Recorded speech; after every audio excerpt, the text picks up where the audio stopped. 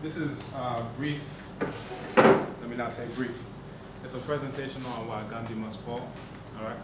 So basically, it's set up along several lines, Gandhi's words, Gandhi's actions from beginning, to the end. So his time in South Africa and then also going through India, right? So a little bit of the background for me, at least on this, is that the statue was put up somewhere around mid-June. It wasn't very well publicized.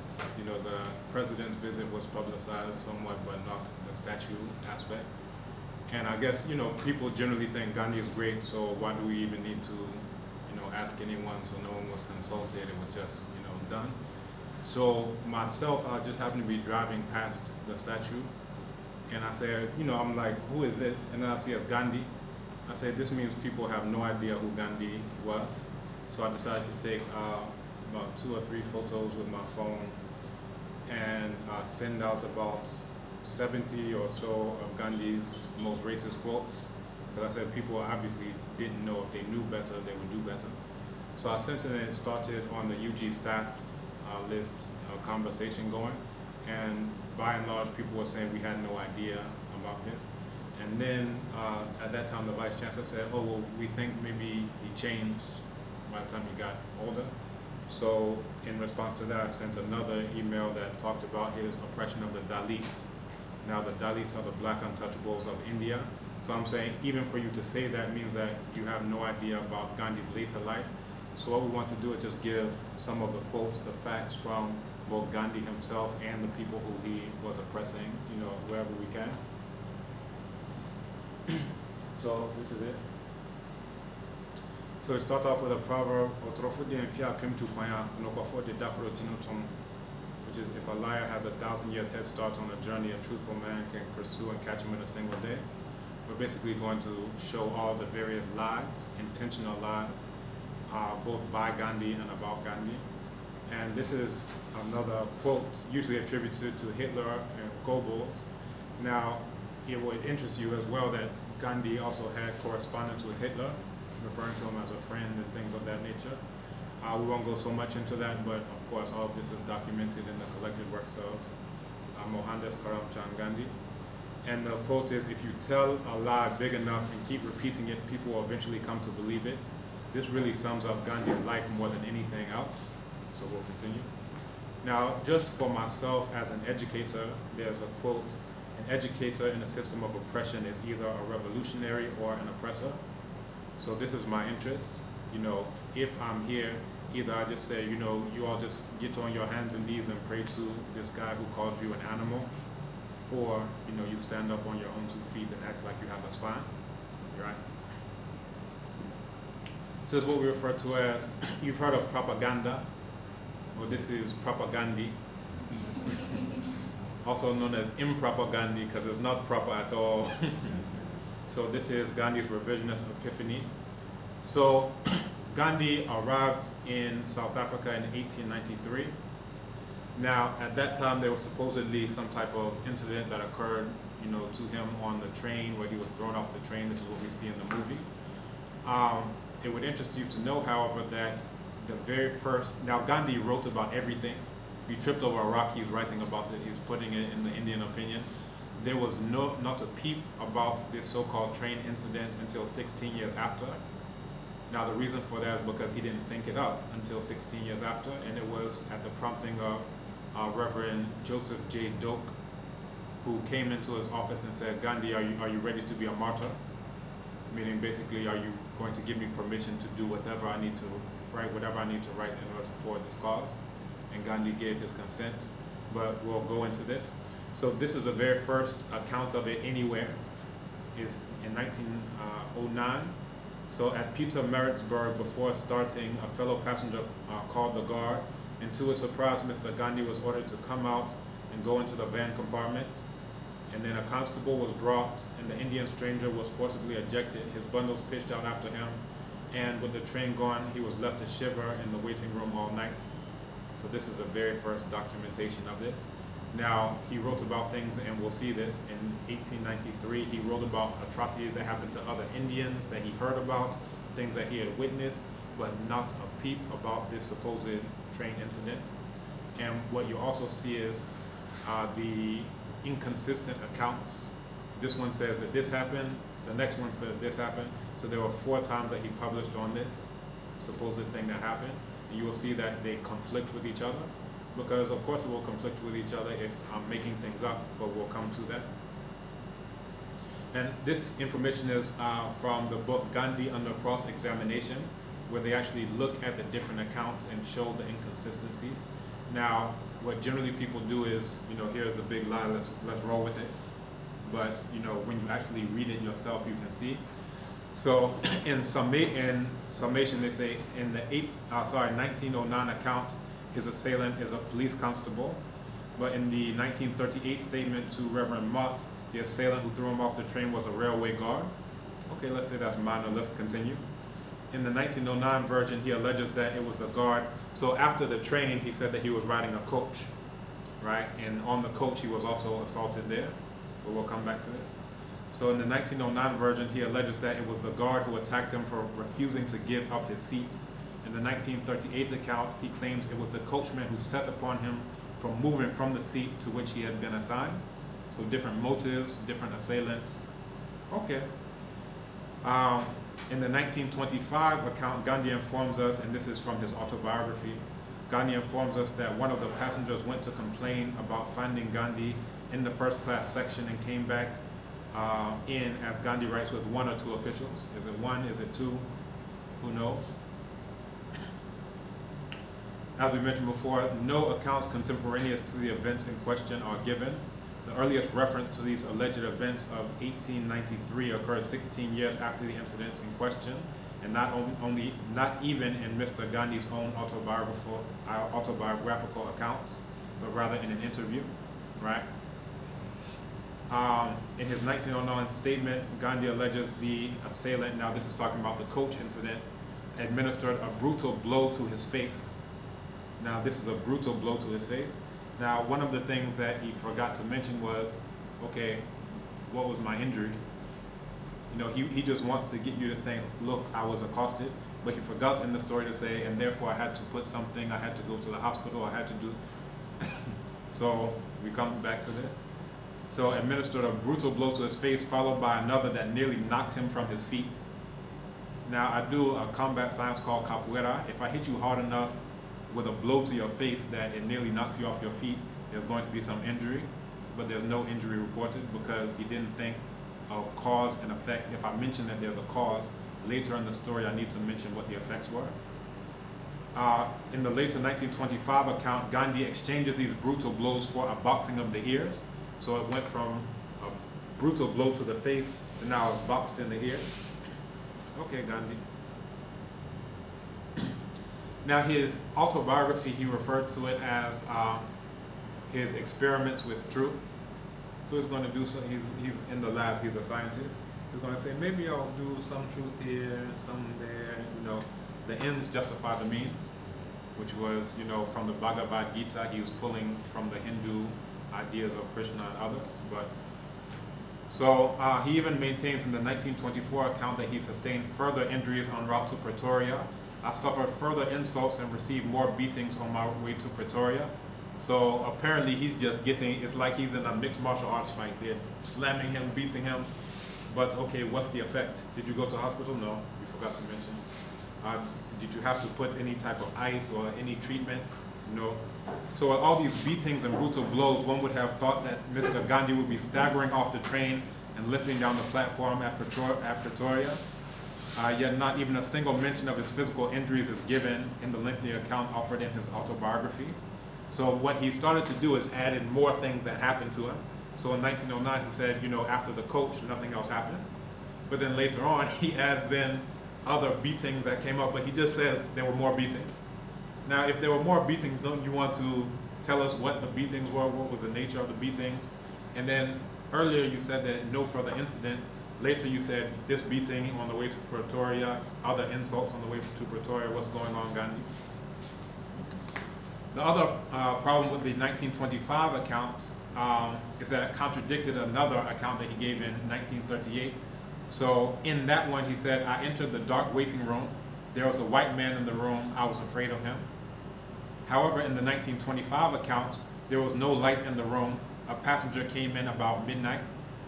So in one, here's someone already in here who's imposing, I'm afraid of him, but I still come in because I'm so cold, okay? But earlier, there's no one in the room, there's no light in the room, it's completely dark. So if it's dark, there's no light in the room, how would you even know, assuming that there was, that here's a white guy in the room, before we even come to, is there someone in the room or is there no one in the room? Because in this one, he's in the room and now a passenger comes in about midnight. And in this one, in the one where the passenger came in, that passenger is friendly and wants to talk to him. But in the later account, this guy is imposing, he's already there and he's imposing, I'm afraid to talk to him. So in one, Gandhi is the one who's unsociable. In the other one, this guy is the one who's unsociable. But, you know, this isn't something that you can just forget or whatever. This is the inconsistencies of someone who is a trained con artist. So again, in the 1938 account, the stranger is already in the waiting room when Gandhi enters and is clearly identified as a white man. Gandhi also claims that he is afraid of this man because he is white. Yet in the 1925 account, the waiting room is empty when Gandhi first arrives, and it is not until 3 hours later that a man appears, who Gandhi identifies as a passenger. How do you know that this is a passenger? But gives no indication of his race, right? This man, Gandhi tells us, appears sociable enough and even willing to talk, yet it is Gandhi and not some formidable white man who is described as unsociable on this occasion. Let me make sure this is. And what I'll do is I'll let you have the raw video. There's a lot of information, but what I also will do is give you the PDFs of Gandhi under cross-examination, annihilation of caste, what Congress and Gandhi have done to the untouchables. These are the sources that you can read, and then also the collected works of Mohandas Karamchand Gandhi. So we continue. Now let's get Gandhi's take on his impropaganda. We mentioned that there's propaganda, there's now propaganda, or as we say, impropaganda, because it's not proper at all. So in it, he basically is telling you what he's going to do. He said, "It is not my purpose to attempt a real autobiography. I simply want to tell the story of my numerous experiments with truth, as my life consists of nothing but those experiments," right? So he's getting you ready that this is going to be fictional, and whatever I do, I'm going to experiment. I'll put a little truth here, a little truth there. And what you actually find is that things that happen to other Indians in South Africa, he later transposes on himself. So there was one guy who in India, he was forced to move from the train to 3 different times in the same night. So he said, let me take that story of 3 different insults and put it on myself, and here are the 3 different insults that I had. Even though at 1893, no mention of any insults, and he's writing almost on a daily basis, has Indian Opinion, has newspapers in English, Gujarat, so forth and so on, but no mention of any of these insults. 1894, 1895, 1896, he hasn't thought them up yet, but in 1909, magically, these are where the insults come. So we'll come back to this. So in Doak's account, based on an interview with Gandhi in 1909, the assault that took place on the coach was the last such incident. He says, at Standerton, the coach was changed and the rest of the journey was accomplished without incident. Right, this is Gandhi's words. But he apparently forgot his words later on. So again, without incident. However, by 1925, here's magically another incident. To get more sympathy value, I need more things to happen to me. So in that one, he says, at Germiston, the guard came to examine the tickets. He was angry to find me there, and he signaled to me with his finger to go to the 3rd class. I showed him my 1st class ticket. That doesn't matter, he said, remove to the 3rd class. So yet another incident. So this is, to get the violence going, to get the sympathetic effect, to get the tears coming down at the expense of truth. Now, this is where the authors actually said that what made them decide to even look into the train incident is that this is supposedly happening in 1893, but by 1895 he was campaigning for the post office. Is anyone familiar with that? The Durban post office. In this, he successfully campaigned for separate entrances for the Indians so that he's not dragged down to the level of a raw Kaffir. that's you, which is 1 degree removed from an animal. He's talking about you all, not me. He's saying you.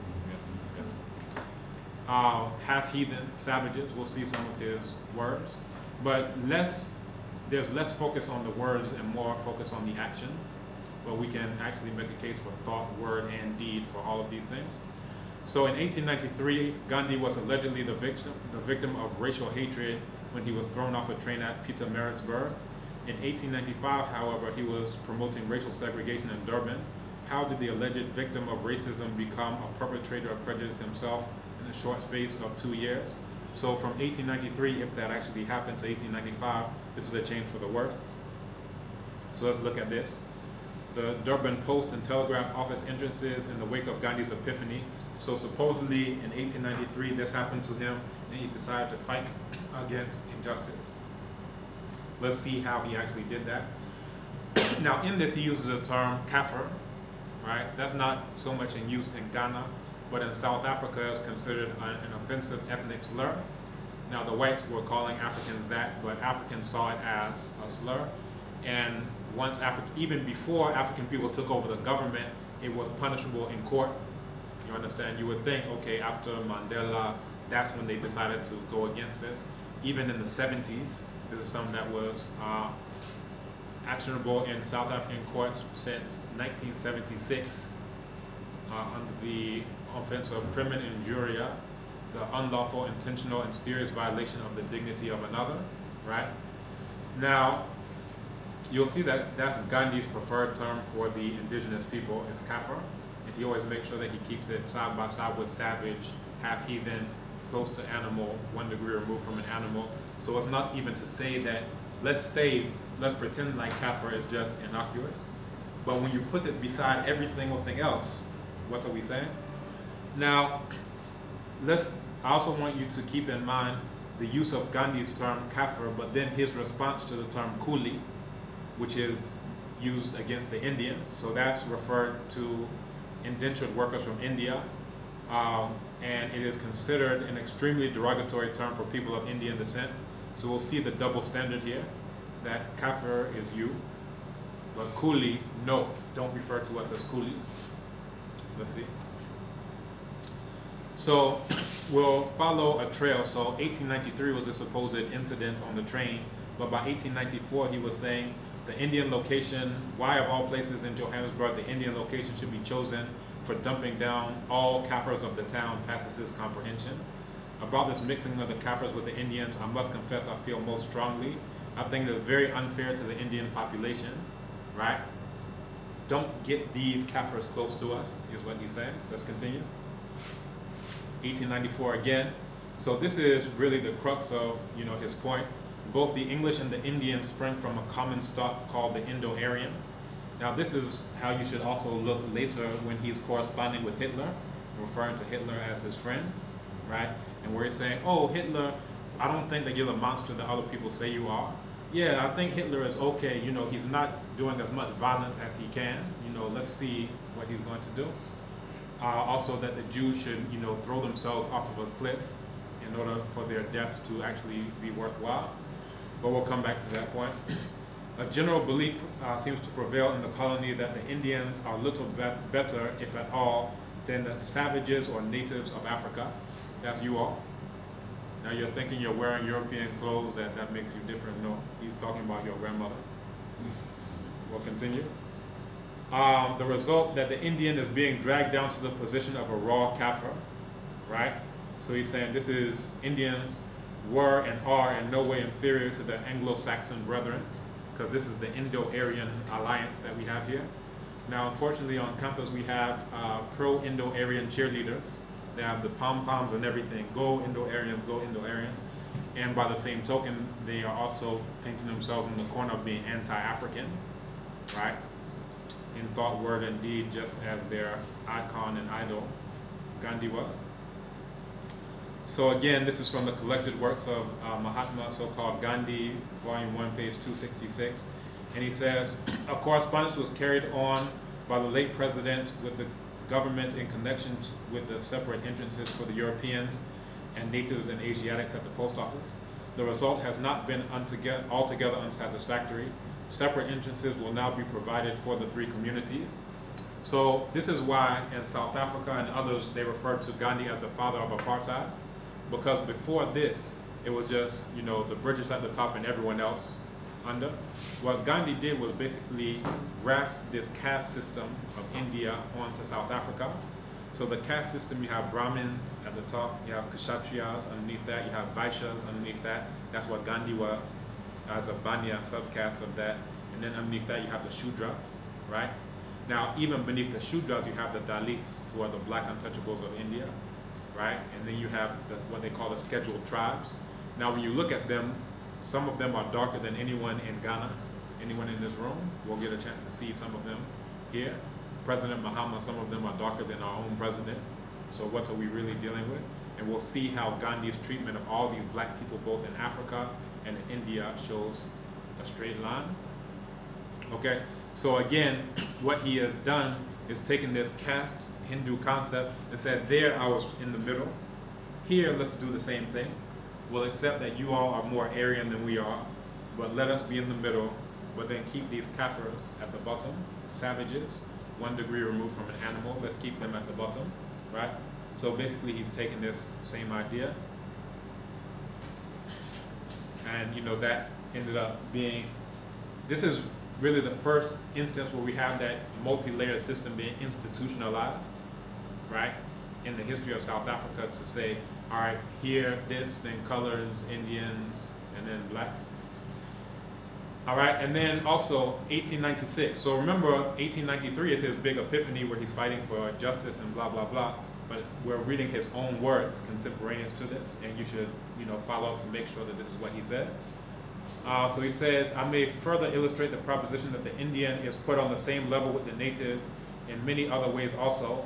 Lavatories are marked native and Asiatics at the railway station. In the Durban Post and Telegraph offices, there were separate entrances for natives and Asiatics and Europeans. We felt the indignity too much, and many respectable Indians were insulted and called all sorts of names. So we petitioned the authorities, and they have now provided 3 separate entrances for natives down there, Asiatics, and then Europeans. Right? So we're talking about actions, not just him saying Kafir or whatever. What is he actually doing to disenfranchise, to oppress these black people in their own land, right? So when we say racism, you usually think, oh, this person just doesn't like me and they're saying something bad about me. No, you should always understand racism as something institutional, where someone has the power to force you to either do something or not do something. This is what we're talking about. It's not just you don't like me and I don't like you. No, right? So 1896, again, 3 years after the so-called epiphany, he says, the Europeans who desire to degrade us to the level of a raw Kafir, the deliberately expressed object is not to allow the Indian to rise higher in the scale of civilization, but to lower him to the position of a Kafir. When I say Kafir, you should be doing this. It means me. Or you don't think so? You don't agree that you are Kafir. So that means we're not in agreement with Gandhi. The great and illustrious Gandhi, you dare to go against what Gandhi has said? Okay. The struggle against such degradation is so severe that our whole energy is spent in resistance, right? Again, collected works of Gandhi, volume 1, page 410. Now let's look at Sergeant Major Gandhi. Did you know that he was a warrior on the side of the British against the indigenous black people? No? Okay. So Sergeant Major Gandhi's war on black Africans.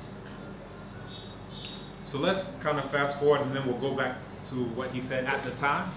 So according to, there's another book, The South African Gandhi, Stretcher Bearer of Empire, by Desai and Vahed, right? And I'll give you that reference as well. Now, what they say is that Gandhi essentially lied about what he did later on in his autobiography and then from then on. So, according to Gandhi, he says, I make no distinction from the point of view of ahimsa, that's non-violence, between combatants and non-combatants. He who volunteers to serve a band of dacoits or robbers by working as a carrier, which is what he did, or their watchman while they are about their business, or their nurse when they are wounded, is as much guilty of dacoity, robbery, as the dacoits themselves. He is implicating himself, because you will see that this is exactly what he did. In the same way, those who confine themselves to attending the wounded in battle cannot be absolved from the guilt of war. So let's see. And also in the autobiography, this is what he said. Be very careful about what Gandhi says, right? He says, at any rate, my heart was with the Zulus. I was delighted on reaching headquarters to hear that our main work was to be the nursing of the wounded Zulus. This is what he's saying later. But we know what you said at the time, Gandhi. All right?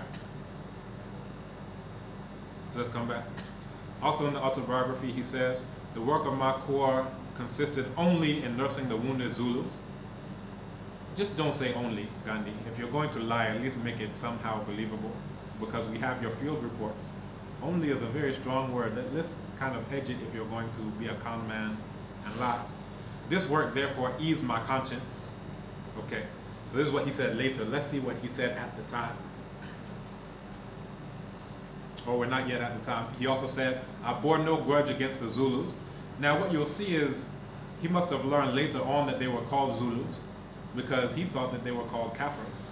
And if you are around Gandhi, you may start to think your own name is Kafir. You may forget your own birth name, because he's calling you Kafir so much. But now let's go back to the time, right? Before all the con artistry begins, let's go back to 1905, Indian Opinion, November. He says, if the government only realized what reserve force is being wasted, they would make use of it and give Indians the opportunity of a thorough training for actual warfare. So he is saying, you know, to respond to this Zulu uprising, which he's not calling them Zulus, he refers to them as Kafirs, that they should train these Indians for actual warfare. You know, give us the machine guns, give us the cannons, and we can show defense of the colony. Let's continue. And he also says, you know, if the government only wanted the Indian immigrant to take a share in the defense of the colony, which he has before now shown himself to be quite willing to do, and he's referring to the Boer War, there is legal machinery ready-made for it. So he's saying, come on, what are you waiting for? You know, we can be drafted, there's already the laws on the books, come on. So 1906. So he says, the substance of it is that the Indians are not able to go to the battlefield, but what they can assist the men at the front with requisite amenities. And he's saying also that there should be some fund that should be started from the Indians in order to support the British. Now, your heart is with the Zulus. That's what you said. You bore no grudge against the Zulus, right? Oh, you are only to tend and nurse the wounded Zulus, right? This isn't what you said at the time, Gandhi, right?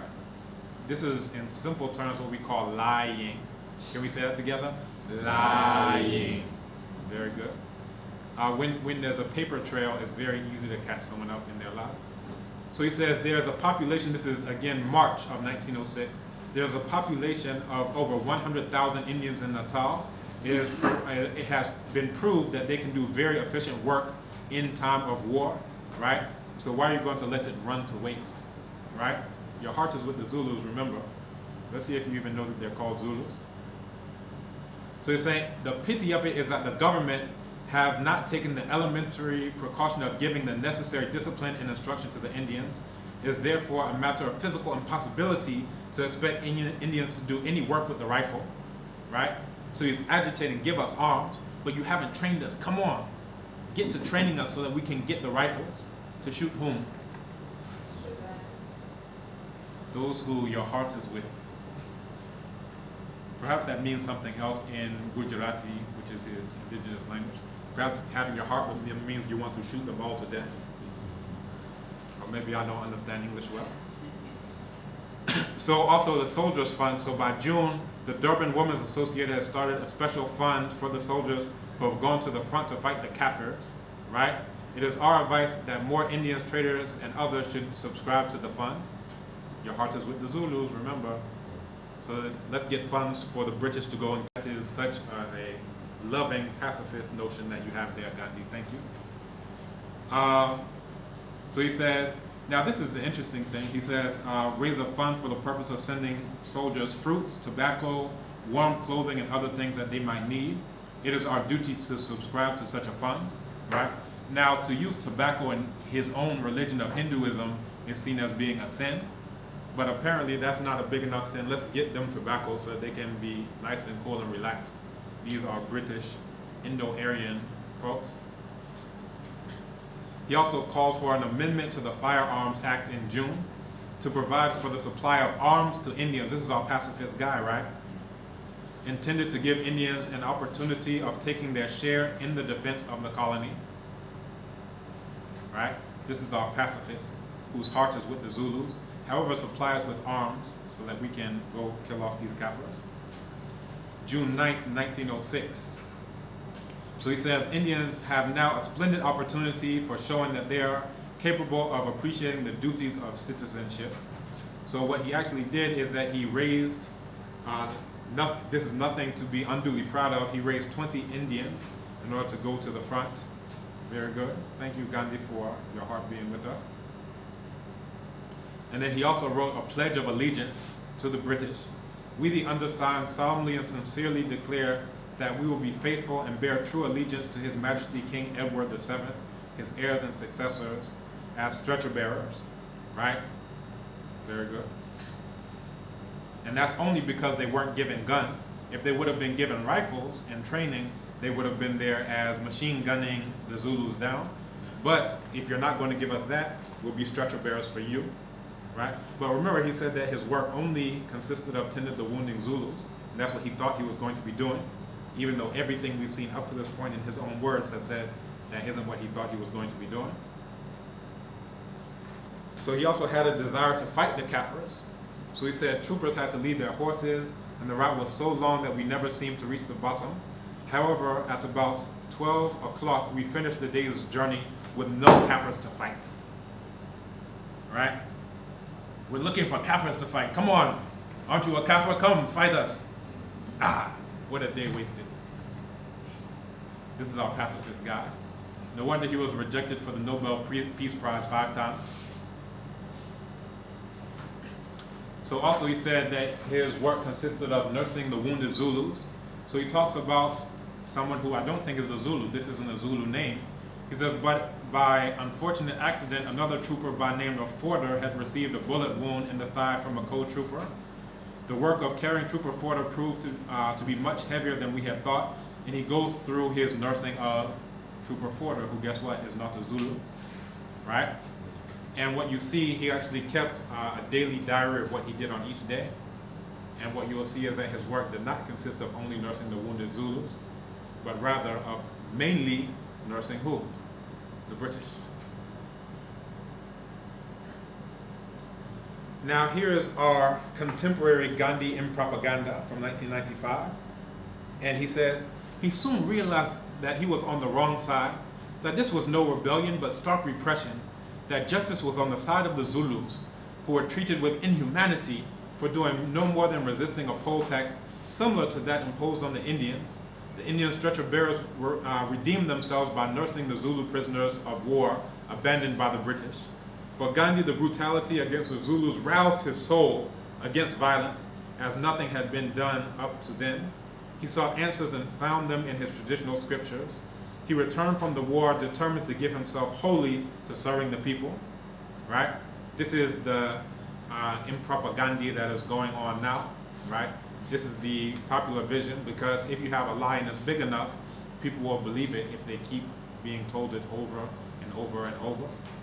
But now, let's go to his autobiography.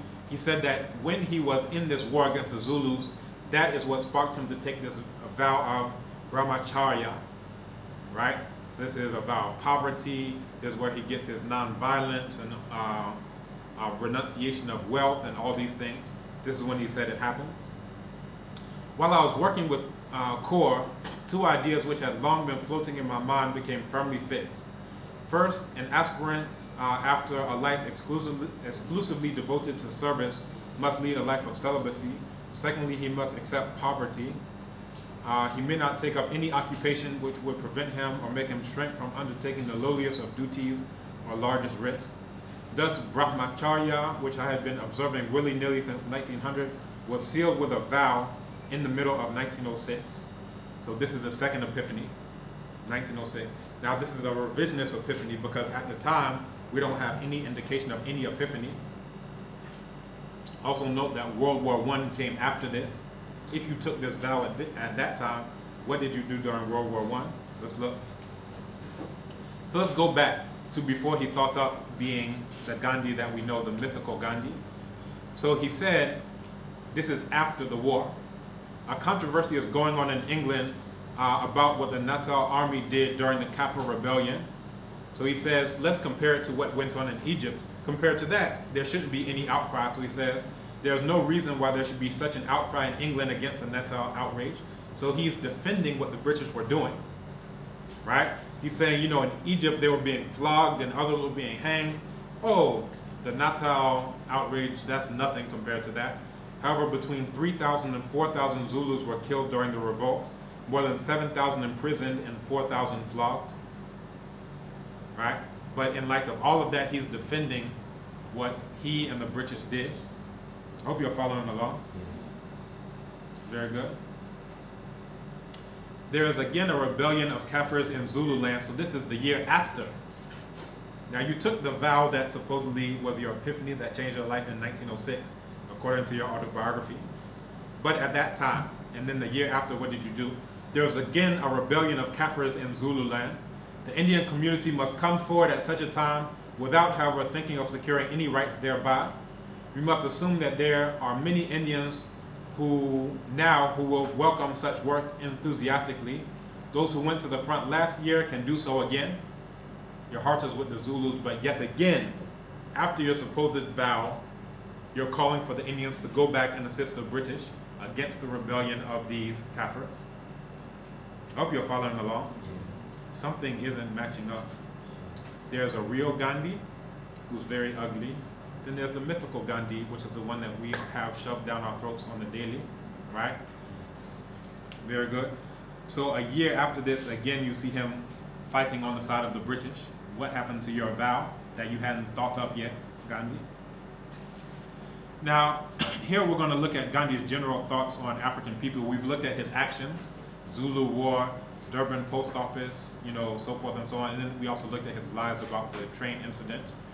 But what I want us to do is follow both the train incident and the Zulu War and see where he changed, right? There must have been some epiphany at some point in time. So let's try and find it somewhere. So after the train incident, he says, a general belief seems to prevail in the colony that Indians are little better, if at all, than savages or natives of Africa. Even the children are taught to believe in that manner, with the result that the Indian is being dragged down to the position of a raw Kafir. And he's saying that they place these Indians in the same category as the half-heathen native, right? So let's follow. This is after the train incident where he had this change, supposedly, that he hadn't thought of yet. Let's go to 1895.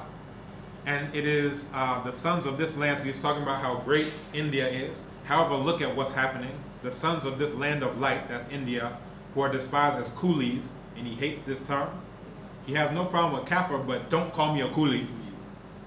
Thank you, Gandhi. Thank you for the double standard. Who are despised as coolies and treated as Kafirs, right? Where's your fight for the people, right? It hasn't happened yet, apparently. Again, he's saying to degrade the Indian to the position of a Kafir. This is 1895. August, he says, we are classed with the natives of South Africa, Kafir race, right? Again, ours is one continual struggle against the degradation sought to be inflicted upon us by the Europeans who desire to degrade us to the level of the raw Kafir, whose occupation is hunting and whose sole ambition is to collect a certain number of cattle to buy a wife with, and then pass his life in indolence and nakedness. Now the irony of this is that Gandhi's later life was spent in indolence and nakedness, right? I think you all are starting to get a bit tired. Are you okay?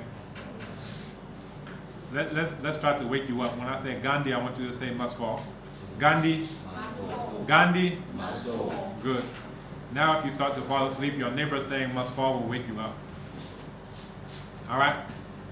So again, he talks about the Indians, irrespective of position, huddled together in the same compartment with the natives of South Africa. What injustice. All right, so again, he's saying that a picnic party of European children used Indian and Kafir boys as targets. So the problem is that they have begun to look down upon the Indians. Well, what about the Kafirs? The children were also being used as targets there. But the problem with that is that they're now looking down on the Indians. Is this a double standard, Gandhi? I think so. Gandhi? Must go. Gandhi? Must go. Very good. In 1896, he says, necessary for the Kafirs who would not work. So he's saying that they forced registration of these Kafirs, saying that's okay for the Kafirs because they refuse to work. They're lazy. Now, we're not looking at this as perhaps this is nonviolent struggle, Gandhi. Why are you going to be working for your oppressors who are flogging you, raping you, killing you, and so forth? Why would you work for them? Well, he's saying you all are lazy. That's why you're not working for the British, right? So he says, but the policy is to class the Indian with the Kafir whenever possible. He also says that they want to place them with the Kafirs, and it says that they're undoubtedly infinitely superior to the Kafirs. He means you. So Indians are infinitely superior to your mother, your father, your grandmother, your grandfather, right? I don't know if you know those people, but picture their faces when Gandhi is saying Kafirs. He means them, right? He's also saying that that they must, like the Kafirs, hold traveling and other passes. They have been dragged down with the Kafir without the slightest justification, right?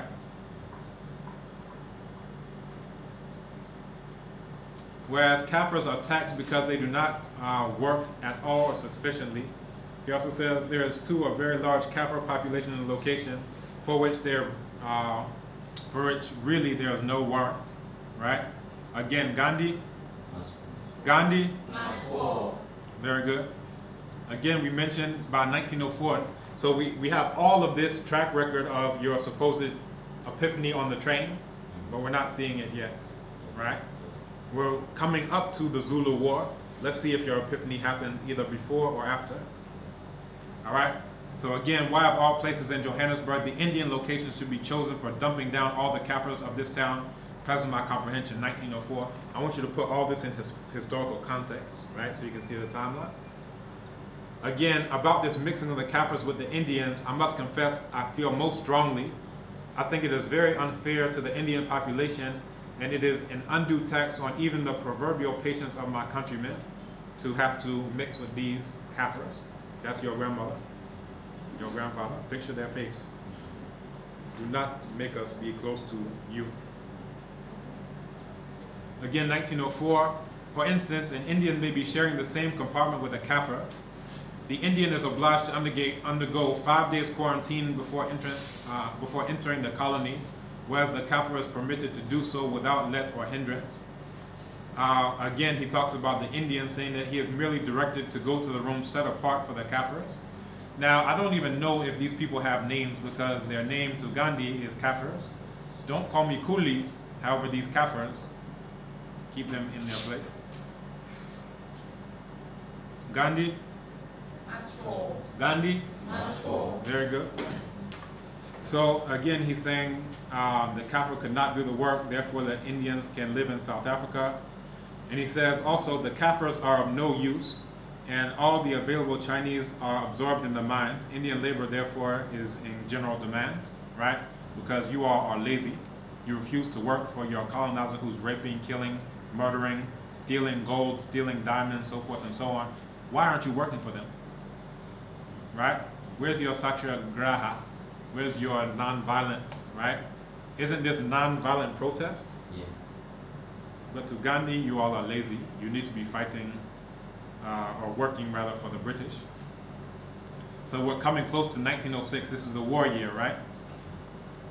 So he says, while the Kafir hardly works for 6 months, the Chinese are being more active than the Kafirs. He also says, the decision to open the school for all colored children, this means that the Kafirs are included, is unjust to the Indian community, right?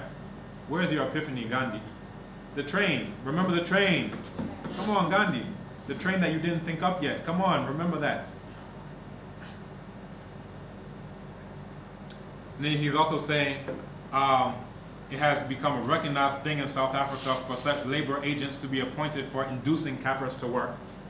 And when he says inducing, he's talking about flogging. He's talking about all types of other things that's being used to force you to work. Even though your gold is being stolen, your diamonds are being stolen, your land has been stolen, so forth and so on. Your women are being raped. You know, we can keep going on, but we'll induce you to work all the same, right? He says, some call such a system gentle coaxing, while others call it a modified form of forced labor. We cannot question the policy that has been sanctioned for a long time, right? So we're not even questioning this policy that they're being forced to work, flogged to work, and other types of things. However, he has a problem with this being the implied degradation of the Asiatic races. No problem, we can't question that policy for the indigenous people, but for Indians, you're degrading us. Very good. Again, 1906, this is around the time of the start of the war. Gandhi? Gandhi? Very good. It was a gross injustice to seek to place Indians in the same class as the Kafirs. These are the people who you said your heart was with them. You bore no grudge against them, right? Do you even know that they're called Zulus at that time? Maybe you read something later in the 20s and you said, oh, they're Zulus? I thought they were Kafirs all this time. All right? He says, thanks to the court's decision, only clean Indians or colored people other than Kafirs can now travel by the trams. Right? So again, this is May, the run-up to the war. Your heart is with these people who you don't even want to touch you. Right? So again, he says, you know, they're in unclean dress, drunken state, so forth and so on. Again, Gandhi is like a skipping record. I don't know if you're old enough to know what a record is, but when it skips, it keeps saying the same thing. Da, da. So it says the Boer government insulted the Indians by classing them with the Kafirs. So this is during the war now, right? Your heart is with them. You wanted to be nursing them only, so forth. For many years now, so listen to this. This is where we hear Gandhi speaking out against the ousting of the Kafirs. But let's see why. He says the ousting of the Kafirs from the bazaar of Pretoria is wrong. Finally, this is your epiphany, Gandhi. Right now you really are feeling for the Kafirs. He says, for whatever the law, Indians have for many years now earned rentals from the Kafir tenants. This is why it's wrong, because you're depriving us from our rental money. Gandhi must fall. Very good. So again, he's saying that we should also agree to become permanent volunteers if the government is prepared to give us the requisite training, right? Weren't you saying that you wanted to be nursing the Zulus or doing something, your heart was with them? Why are you calling for training? This is again, as the war is going on. So again, recruiting. There's hardly any family from which someone has not gone to fight the Kafir rebels. Following their example, we should steel our hearts and take courage. Right? There's some discrepancy from what you decided to lie about later and what you actually said at the time, Gandhi. Gandhi. Very good. So during the war itself, he says, we met a Kafir. I thought they were Zulus, Gandhi. I guess we didn't learn their name yet. We met a Kafir who did not wear the loyal badge. He was armed with an assegai, that's a type of spear that's used for stabbing, and was hiding himself. However, we safely rejoined the troops on the further hill, whilst they were sweeping with their carbines the bushes below. Carbines is a type of gun, right? So your heart is with them. You bore no grudge against them. You wanted to be nursing them. However, why are you fearful of this one with an assegai? I thought this is your buddy, right? Yeah. Gandhi. We saw this already. These are his field reports where he says, we finished the day's journey with no Kafirs to fight. Now, here he comes, he says, even the half-castes and Kafirs who are less advanced than we have resisted the government. The past law applies to them as well. So again, have they become Zulus yet, Gandhi? Right? So this is after the war. He's saying, and we're still looking for this epiphany. What caused you to take this vow that you didn't think up yet, Gandhi? Must fall. So he says, again, he said that when the British Indians immigrated there, the latter were immediately lumped together with the Kafir races and described under the generic term colored people. and it refused to recognize the evident and sharp distinctions that undoubtedly exist between British Indians and the Kaffir races in South Africa. I thought you had your epiphany, you took a vow, you were going to change your life and serve, right? But now after the war, look at your writings at that time, right? Before you decide to calm the rest of the world. All right, and then again after he says, they requested to write to the Boer leaders that they should not consider Indians as being on the same level with the Kaffirs, right? So here we have the train incident, no change. We have the war, no change. Gandhi must fall. So again, he is fighting for who? The Indians, and not all the Indians. You have to understand he's fighting for the upper caste Indians, because you will see in very short order how he viewed the lower caste Indians, many of whom are blacker than any of you in this room. Let's continue.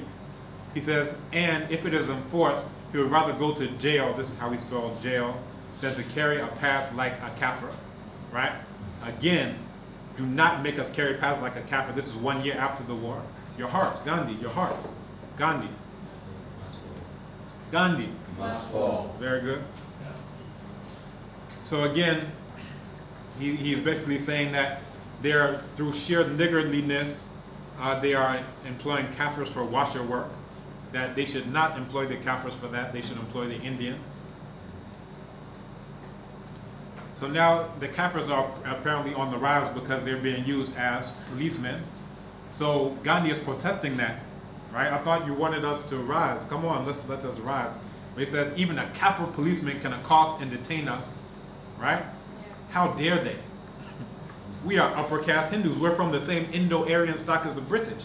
How dare a Kaffir policeman accost and detain us, right? Gandhi. Must fall. If registration is made compulsory, there will be no difference between Indians and Kaffirs. That's a problem to Gandhi. How dare you class us with these Kaffirs? Now again, when you're saying Kaffir, think about your grandparents. That black and white photo on the wall, that's who Gandhi doesn't want to even let anything touch. Because he is an upper caste Hindu. Oh yeah, now remember terminology. Gandhi, Must fall. Gandhi. Must fall. Remember, he didn't like Coolie, but he loved Kaffir. Like, if I didn't know my own name by this point, I may think that that's my name. Luckily, I have it written down so I can always remind myself. But listen to this. He says, the Indian of the Transvaal is branded a pariah by statute. He is treated as such in practice, regardless of the obvious terminological inexactitude. He is indiscriminately dubbed Coolie. One hears, even in official circles, such expressions as Coolie lawyer, Coolie doctor, Coolie merchant. He was a Coolie lawyer. His women are Coolie marrieds, right? So he's saying his children are afforded no facilities for education except they attend the school set apart for Kaffirs. Could there be less encouragement for the Indian to blend, right? So again, this is a double standard. You're saying Kaffir as though it's your proper name, you, but Coolie, don't refer to us as Coolies, right? So this is, supposedly an innocuous term for Kaffir. Well, let's just say Coolie is an innocuous term for Indian. What's the problem? Again, 1907, we're still trying to find the epiphany. We haven't seen it yet. Compulsory registration is recognized as signifying nothing less than the reduction of British Indians to the status of the Kaffir, right?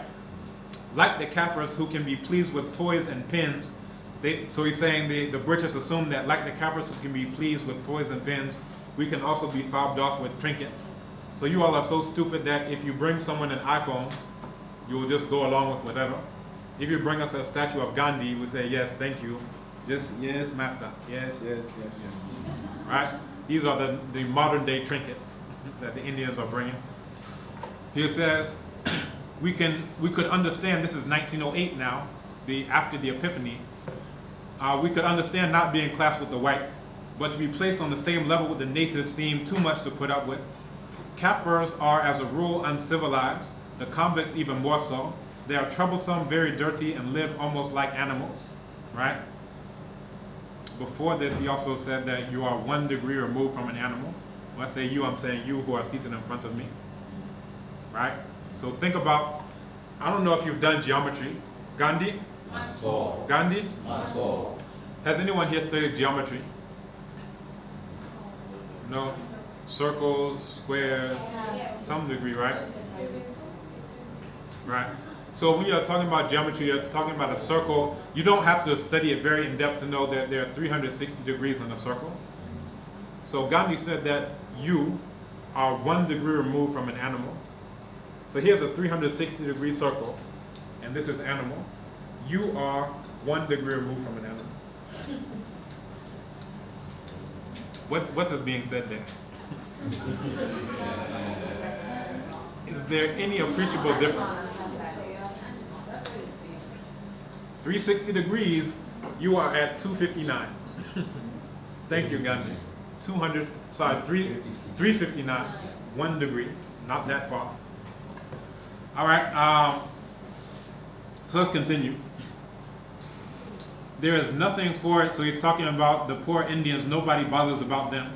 There's nothing for it but to let ourselves be classed with the Kafirs and Sar.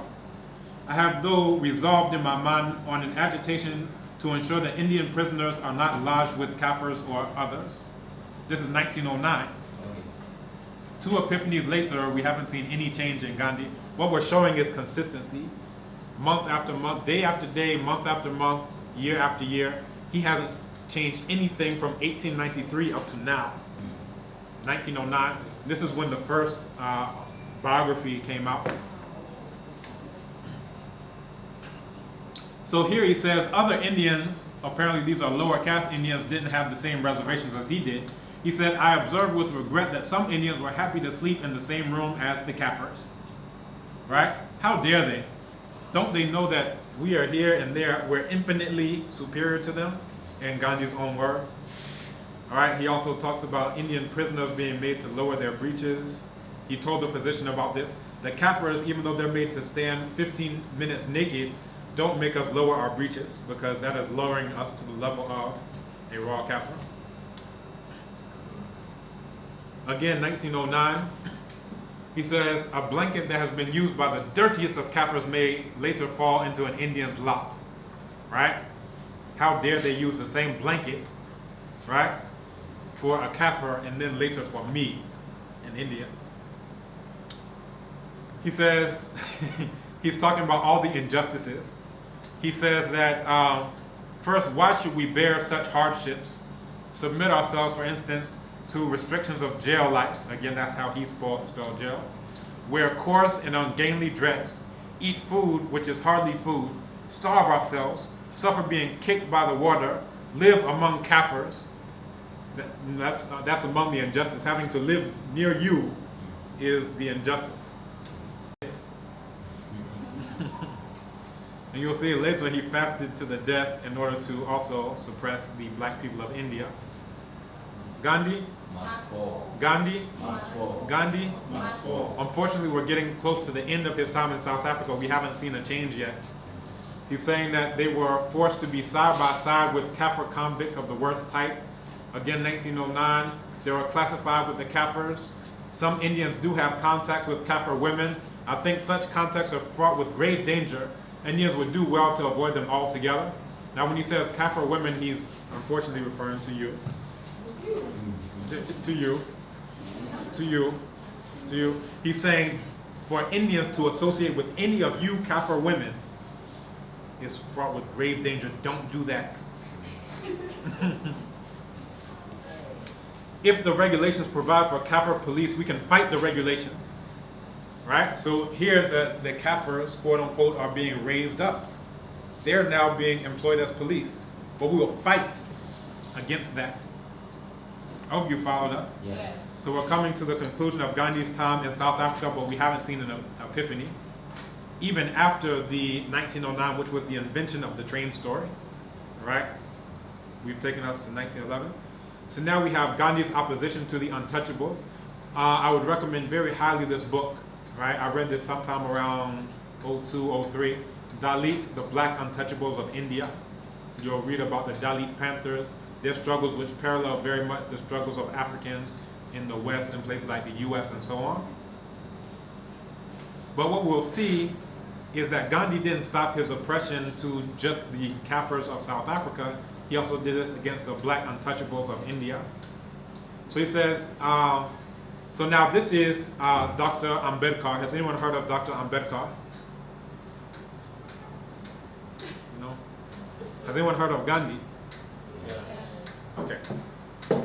Dr. Ambedkar came from the untouchables. These are the outcasts, the Dalits, the crushed and broken ones, right? So Gandhi was one of the caste Hindus, and you will see that very consistent to what he did in South Africa. He had a vested interest in thought, word, and deed, and will show this against these untouchables. Any move that they did, he opposed them, right? Let's look. So Dr. Ambedkar was one who was able to get out of this, right? Because usually they are not allowed to go to school. By fortuitous chance, he was able to get out, get education, and he actually got his doctorate from Columbia University. And he came back as one of the few Dalits who was able to fight on behalf of Dalit people. So this is the words of Dr. Ambedkar, what Congress and Gandhi have done to the untouchables. This is available online. I would recommend you read this from beginning to end. I did. If you don't get a chance, you can look at the last few chapters that focus specifically on Gandhi and what he did to the untouchable people. So he says, while Mr. Gandhi was inactive, the untouchables had started a movement called the Satyagraha movement. The object of the movement was to establish their right to take water from public wells and public temples, right?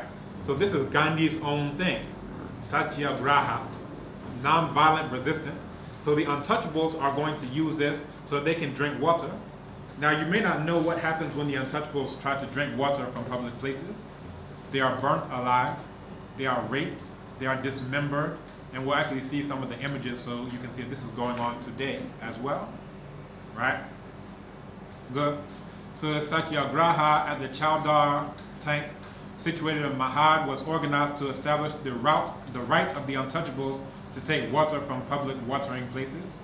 The Satyagraha at the Kala Ram temple situated in Nasik, a town in the Nasik district of the Bombay Presidency, was organized to establish the right of the untouchables to enter Hindu temples. So they're using non-violent protest in order to fight against what they have been oppressed and kept from doing. So you would think that Gandhi would, say, all for it. That's what I was doing. Yes, non-violent protest. Let's support these untouchables. Let's see what he does. This is another text down at the bottom, Arundhati Roy, The Doctor and the Saints, which is the introduction to Annihilation of Caste, which was originally written by Dr. Ambedkar, who we mentioned before. So again, this is a speech from Dr. Ambedkar. He says, "Gentlemen, you have gathered here today in response to the invitation of the Satyagraha Committee." So basically, that he's arguing that the caste Hindus don't prevent members of species considered lower than humans, such as birds and beasts, from drinking at the lake. So if a bird drinks at the lake, they aren't there with guns and arrows saying, "No, prevent that bird." If a dog drinks from the lake, no, we don't shoot them up or prevent them. We don't have a fence around to prevent beasts from doing it. But if someone from the lower caste does it, they are burnt, raped, dismembered, eyes gouged out, so forth and so on. He says, moreover, they freely permit beasts kept by untouchables to drink at the lake. So I'm an untouchable, but my dog can drink at the lake. But me, no. The caste Hindus of Mahad prevent the untouchables from drinking the water of the Chavadar lake, not because they suppose that the touch of the untouchables will pollute the water or that it will evaporate and vanish. The reason for preventing the untouchables from drinking it is that they do not wish to acknowledge by such permission that castes declared inferior by sacred tradition are in fact their equals. So he's saying we are not going to the Chavadar lake merely to drink its water. We are going to the lake to assert that we too are human beings like others. It must be clear that this meeting has been called to set up a norm of equality. So let's see what Gandhi does. Now, who do you think will show up? Will it be the mythical Disneyland Gandhi? Or will it be the real Gandhi? Who thinks it will be the mythical one? Peace, loving, equality for all people. Who thinks that one is going to show up? You don't think so? You're right. The real Gandhi shows up in all his ugliness. So he says the untouchables were not without hope of getting the moral support of Mr. Gandhi. Indeed, they had very good ground for getting it, for the weapon of Satyagraha, the essence of which was to melt the heart of the opponent by suffering, was the weapon which was forged by Mr. Gandhi. Mr. Gandhi, however, did not give his support to the Satyagraha. Not only did he not give his support, he condemned it in strong terms. Yes, real Gandhi is here. For those who didn't know, Santa Claus isn't real either. Neither is the Easter Bunny. Leprechauns, fairies, all of those don't exist. Neither does the mythical Gandhi. But you can only know that if you actually take the time to read Gandhi. If you look at the movie, as some of our colleagues do, all of this will miss you. So this is Gandhi's words. He says he urged the untouchables to fight for their rights by sweet persuasion and not by satyagraha, which becomes duragraha when it is intended to give rude shock to the deep-rooted prejudices of the people. So duragraha is defined as devilish force, which is the polar opposite of satyagraha, soul force. So this is Gandhi's own words for this duragraha. He says there are two methods of attaining one's goal: satyagraha, which is Gandhi's thing, and duragraha, which is you, untouchable, black people's thing. In our scriptures, they have been described respectively as divine and devilish modes of action. So he's saying that satyagraha becomes duragraha when it's used against kith and kin. So this is his argument. He's saying Hindus are all one. Whether you are Brahmin, Kshatriya, Vaishya, Shudra, Dalit, whatever, you're all Hindu. So for you to use this weapon of satyagraha against your own Hindu kith and kin, now that is duragraha. We'll see if the real Gandhi will show up with another double standard later on, and see if he will use satyagraha against the Dalits when they're fighting for their own rights. Let's see if the real Gandhi will show up. And then he also says that they shouldn't seek redress with the British. So he says, by seeking government aid, they will be used for suppressing their kith and kin, right? So don't use satyagraha in order to get the support of the British either, right? Gandhi? Must fall. Gandhi? Must fall. Gandhi? Must fall. Gandhi? Must fall. Very good. However, the untouchables were saying, we'll go to whoever will get these Hindu, upper caste Hindus off of us. And there's a proverb from Sierra Leone, they say, if the cockroach wants to rule over the chicken, then it must hire the fox as a bodyguard. Let's come again. If the cockroach wants to rule over the chicken, then it must hire the fox as a bodyguard. That means the Dalits have no redress under these upper caste Hindus. So they had better go somewhere. If not the British, they better go to South Africa. They better go to Ghana. They better go somewhere. Because otherwise, in the court of fowls, the cockroach never gets justice. So again, this is Dr. Ambedkar. He says to tell the untouchables that they must not act against the Hindus because they will be acting against their kith and kin may be understood. But to assume that the Hindus regard the untouchables as their kith and kin is to set up an illusion and also to fool the world at large. And as we have all seen, the world at large has definitely been fooled, right? Because rather than doing research, now University of Ghana, we say we want to be a research institution, world-class institution, research institution. So how can no one on campus have done this research? The collected works of Mahatma Gandhi has been there for quite some time. His own original source texts have been there. However, I've had many professors come to me and said, oh, all this about Gandhi, I didn't know anything other than what I saw in the movie. Well, I guess we need to do better research, right? Gandhi? Must fall. Gandhi? Must fall. Very good.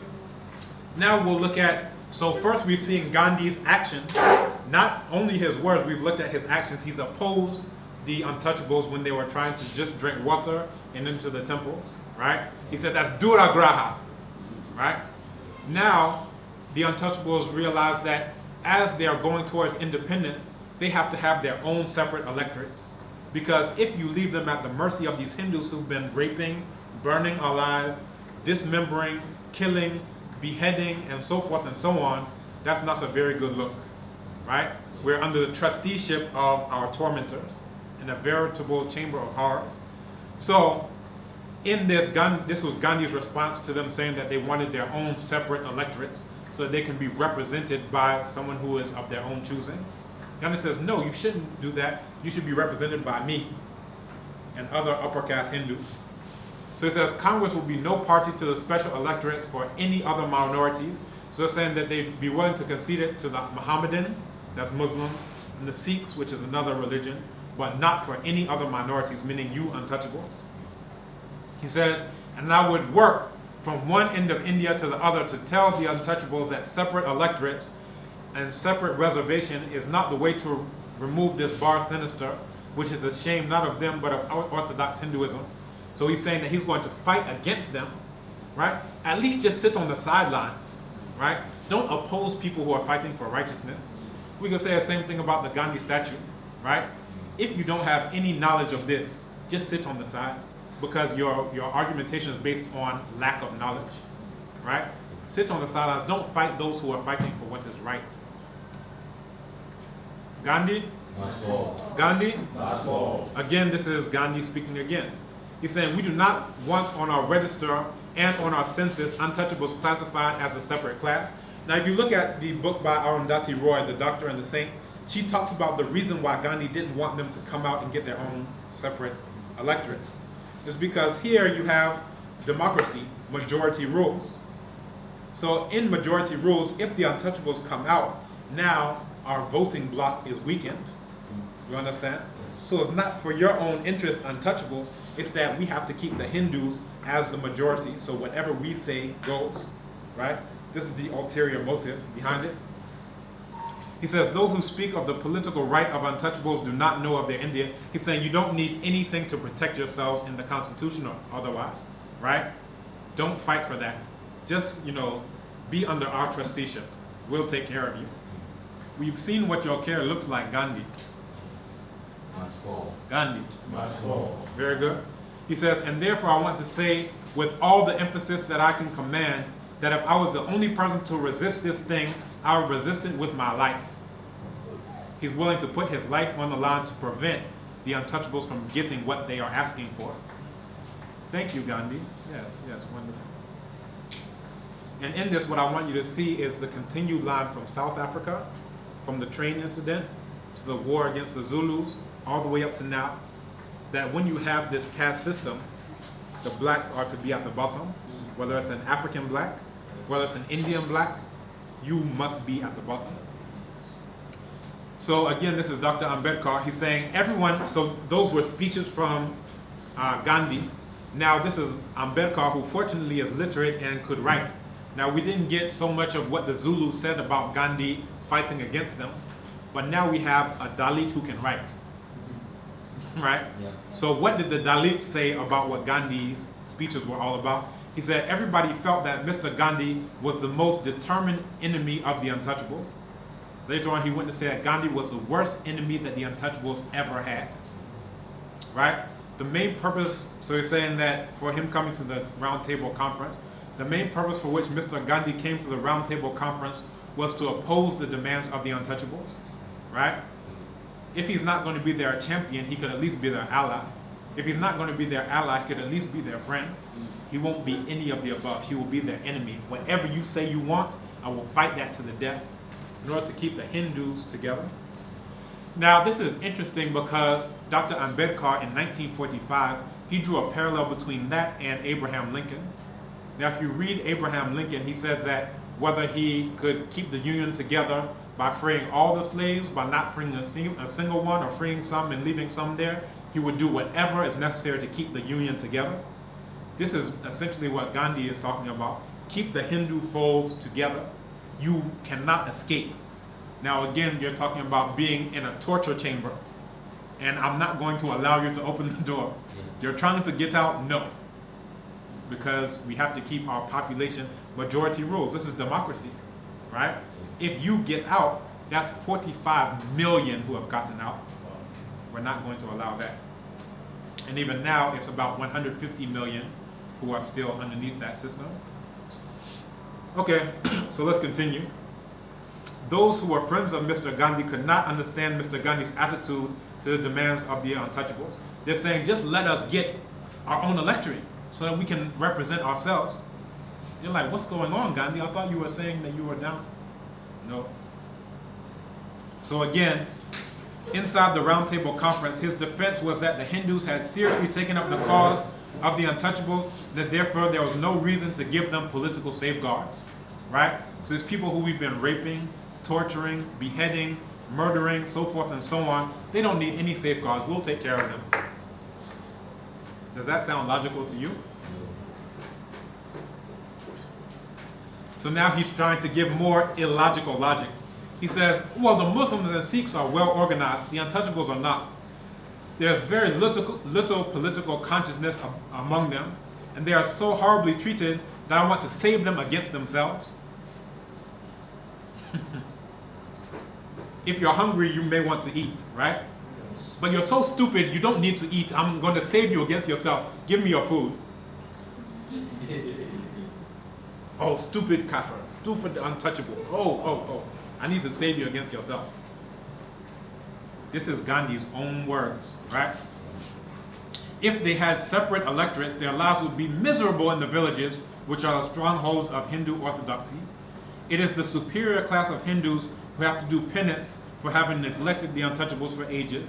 That penance can only be done by active social reform and by making the lot of the untouchables more bearable by acts of service, not by asking for separate electorates for them, right? So because we feel so shameful that we have been killing, murdering, raping, and so forth, burning alive these untouchables, we have to do penance for them. The only way we can do that is by being in charge and by them being underneath us, right? And we can show that we are really sorry about it by being nice to them, right? But we'll see in short order whether that niceness ever happened. You must understand, Gandhi? Gandhi? Good, I'm seeing who's paying attention. You must understand, I can tolerate the proposal for special representation of the Muslims and the Sikhs only as a necessary evil. It would be a positive danger for the untouchables, right? So it's dangerous for you to have your own separate election. Is it dangerous for the untouchables or dangerous for you, Gandhi, who wants to keep your majority rules, right? And one thing Dr. Ambedkar said, he said, okay, we're talking about freedom for India, but whose freedom? Is it going to be untouchables' freedom or freedom for the upper caste Hindus? Gandhi? And then this is Gandhi's illogical logic. Once again, he says, well, the separate electorates would perpetuate the stigma. So they have to stay under us just so that there's no more stigma. You can see how absurd, how ridiculous this is. I hope you're following. Yes.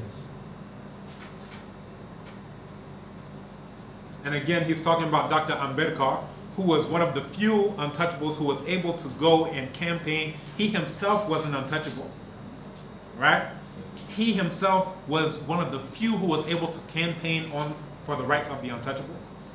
But this is Gandhi saying that the separate electorates that this is Dr. Ambedkar, seeks will not give him social reform. He may himself mount to power and position, but nothing good will accrue to the untouchables. I can say this with authority, having lived with the untouchables and having shared their joys and sorrows for all these years. So take my word for it, that them having their own voice would not help them at all. Now, people have gone to war and died for less than that. The American Revolution was about taxation without representation, right? If I can't get represented, we are going to fight the British, right? Ghana, being our own soldiers being shot at the crossroads, right? We can relate to the untouchables. They want their own representation. They want freedom. But Gandhi is saying, no, stay right underneath us. And you don't need any representation. We'll take care of you. Let's pat you on the head. We'll take care of you. We've seen how you take care of us, Gandhi. Gandhi. He said when Gandhi's illogical logic didn't take root, he decided to resort to intrigue. And again, this is Dr. Ambedkar. He said when he found the Muslims, the Muslims, were lending their support to the untouchables, Mr. Gandhi agreed to them their 14 points on condition that they withdrew their support from the untouchables. Right? This is action. This isn't just saying, oh, kafir or whatever. This is him fighting tooth and nail against every single thing that the untouchable people are trying to do. So this is 1932, and this culminated in the Pune Pact, which was the betrayal of the untouchables. He says, I need hardly reiterate all the objections that I have to the creation of separate electorates for the depressed classes. Gandhi? Must fall. But I hold that separate electorate is harmful for them and for Hinduism. Now this is Gandhi's real point for Hinduism. Whatever it may be from the purely political standpoint, and this is Gandhi's whole point, is a purely political standpoint. If we lose 45 million votes, this is a problem, right? To appreciate the harm that separate electorate would do to them, one has to know how they are distributed among the so-called caste Hindus and how dependent they are on the latter. So far as Hinduism is concerned, separate electorates would simply vivisect and disrupt it. So this is Gandhi's, his real objective. And he says, but I know that separate electorate is neither a penance nor a remedy for the crushing degradation they have grown under. And therefore, this is Gandhi's fast unto death, right? Now the fast was to prevent the untouchables from getting separate electorates, from getting representation by themselves and for themselves. Gandhi is saying, I'm willing to die to prevent you from getting your rights.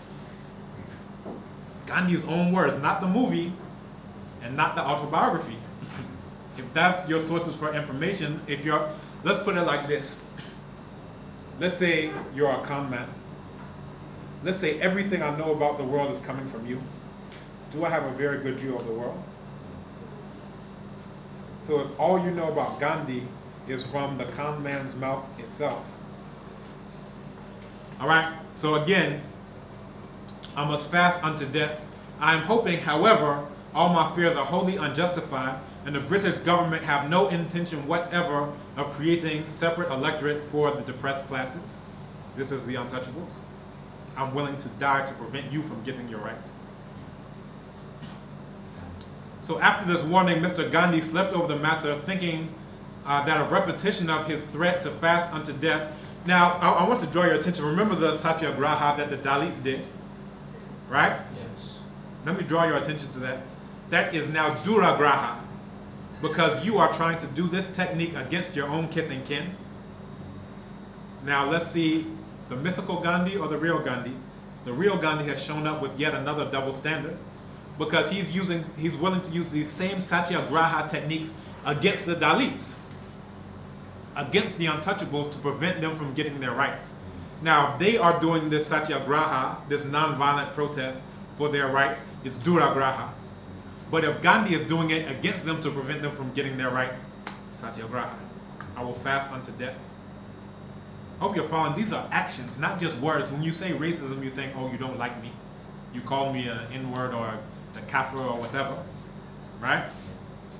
But this is systematic, institutionalized oppression of you. Let's continue. So he thought that this was his threat to fast unto death was sufficient to paralyze the British government and prevent them from accepting the claim of the untouchables for special representation. However, he was wrong. They called his bluff, right? So we continue. So basically it said that the seats would be filled by election from special constituencies in which only members from the depressed classes electorally qualified will be entitled to vote. So they got a separate vote. They got what was called the double vote. So they could vote for their own special electorate, but then they could vote again for the Hindu one. This was the greatest thing that could have ever happened to the untouchables. But Gandhi is willing to die to prevent it from happening, so that the Hindu fold can stay intact, and they can stay at the very bottom of everything. So this was to take place for 20 years, right? And after that, perhaps things would be equitable by then. Gandhi wasn't even willing to let it happen for 20 years, much less even 1 year. So here, this is Gandhi again. I have to resist your decision with my life. He said, okay, you called my bluff, let me try it again. The only way I can do so is by declaring a perpetual fast unto death from food of any kind, save water with or without salt and soda. This fast will cease if, during its progress, the British government, of its own motion or under pressure of public opinion, revise their decision and withdraw their scheme of communal electorates for the depressed classes, that's the untouchables, whose representatives should be elected by the general electorate under the common franchise, no matter how wide it is. So the upper caste Hindus are the majority. So to say that we're not going to give them separate representation, they have to be here, that means that they will always be defeated. You understand? Majority rules, you will never have a majority, and I'm going to force that to be the case. The proposed fast will come into operation in the ordinary course from the noon of the 20th of September, unless said decision is meanwhile revised in the manner suggested above. This is from the collected works of Mohandas Karamchand Gandhi. So the leader of the untouchables, he says there was nothing noble in the fast. It was a foul and filthy act. It was the worst form of coercion against a helpless people to give up the constitutional safeguards of which they had been possessed under the Prime Minister's Award, that's also called the McDonnell Award or the Communal Award, and agree to live on the mercy of the Hindus. It was a vile and wicked act. How can the untouchables regard such a man as honest and sincere? Right? Gandhi? Must fall. Gandhi? Must fall. So what we've seen so far is remarkable consistency from South Africa, from the 1890s, all the way up to the end of his time in South Africa, up to, comes back to India and opposes the untouchables in their satyagraha, all the way up to preventing them from getting separate electorates. We'll see how he continues.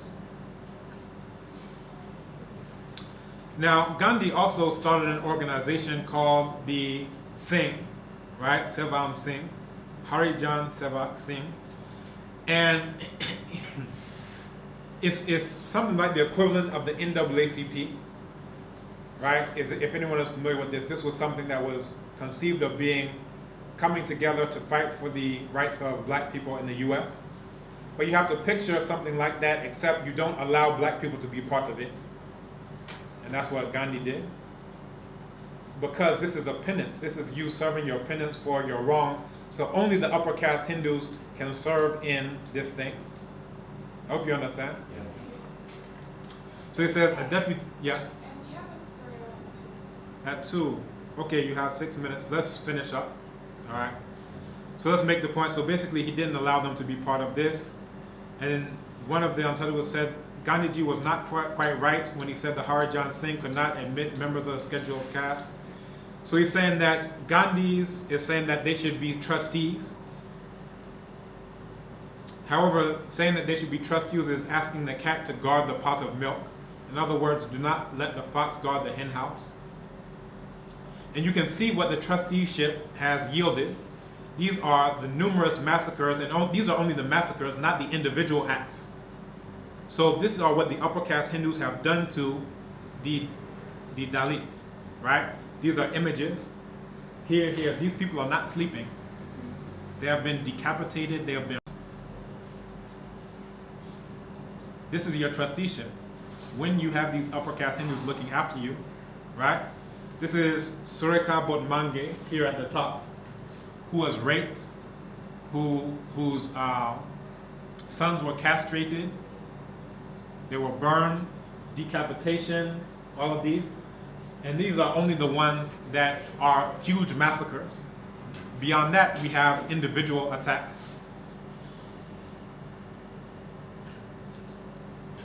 So what you see here, so this is a Dalit who dared to marry someone who was from an upper caste. And this is what happens to him. He's being cut up with sickles in broad daylight for daring to marry someone from an upper caste. This is right now. With sickles as they come out of a shot, the attackers fled the spot even as onlookers watched the gory murder. This happens every single day. I followed the news in India for quite some time, and every single day you will get reports of women being burned alive, being raped, paraded naked, so forth and so on. Now, this is the last part, and we'll close with this. The rest is kind of what I dealt with in the presentation here on Thursday. So when we see this, what's wrong with this picture? Does anyone see anything wrong with this picture?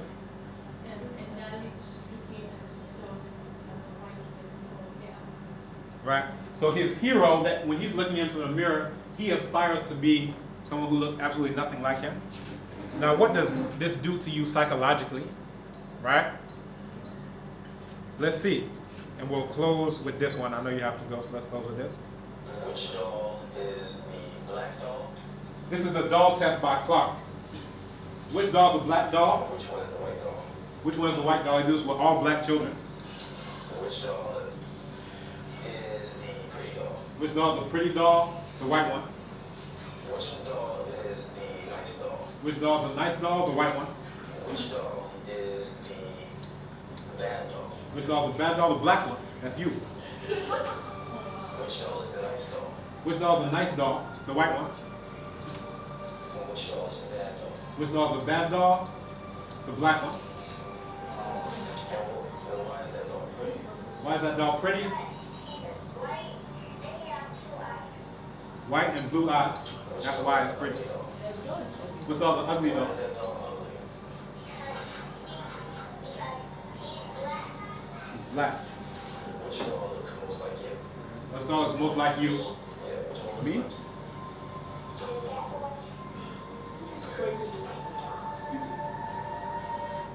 Right? So if you do this with your own siblings in your house today, you'll get the exact same thing. Now part of it is this. This is in Africa, a white man dressed up as Jesus. And look at, this guy is almost trying to meld with this guy. He's trying to like get into him. Right? So this is, we're coming to the Gandhi statue, right? What happens when your heroes look nothing like you? What happens when you think that everything that's good is the opposite of you? You understand? We'll close on that point, and this proverb that dogs do not actually prefer bones to meat. It's just that no one ever gives them meat. So we may not prefer a Gandhi statue to one of Nkrumah, but this is what we have to work with. Now, what will that do to your psychology and to the youth who are coming up? All right, so we'll close on that point. I'll give you the slides and also the... Thank you. I hope you understand the situation very clearly. Very good. That being academics, we are not supposed to allow lies to stand that are founded on absolutely nothing but propaganda. Please,